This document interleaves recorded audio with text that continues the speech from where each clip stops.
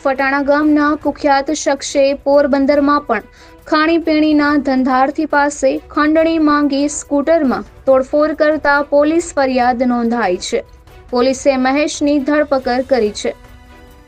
પોરબંદરના એરપોર્ટ સામે સીતારામનગરમાં રહેતા અને એ જ વિસ્તારમાં શ્રી પાર્સલ પોઈન્ટ નામની પંજાબી અને ચાઇનીઝ ખાણીપીણીની દુકાન ચલાવતા વિનોદરાય તુલસીદાસ મોઢાએ નોંધાવેલ પોલીસ ફરિયાદ મુજબ તેઓ તારીખ 13ના રાત્રે દુકાને હતા ત્યારે અજાણ્યા 3-4 છોકરા પથ્થરના છૂટા ઘા કરીને મશ્કરી કરતા હતા.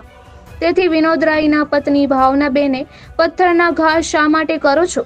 પથ્થર કોઈને વાગી જશે તેમ કહેતા પથ્થરના ઘા કરી રહેલા પૈકી એક શખ્સ તેની દુકાને આવીને ગાળો બોલવા લાગ્યો હતો. આથી વિનોદરાયે ગાળો બોલવાની ના પાડતા તે ઉશ્કેરાઈને વધુ ગાળો બોલવા લાગ્યો હતો.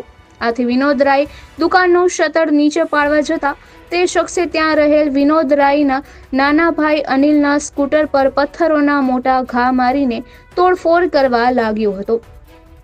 આથી વિનોદરાયે શટર બંધ કરી દીધું હતું. બહાર ગાળાગાળીનો અવાજ બંધ થતા શટર ખોલીને જોયું તો સ્કૂટરનો આગળનો ભાગ તૂટેલો ફૂટેલો હતો અને ત્યાં રહેલ શખ્સે તારે દુકાન ચાલુ રાખવી હોય તો દર મહિને 6,000 રૂપિયા હપ્તા પેટે આપવા પડશે. તું મને ઓળખતો નથી. મારું નામ મહેશ રામા બથવાર છે. તું ફટાણા ગામમાં પૂછી લેજે.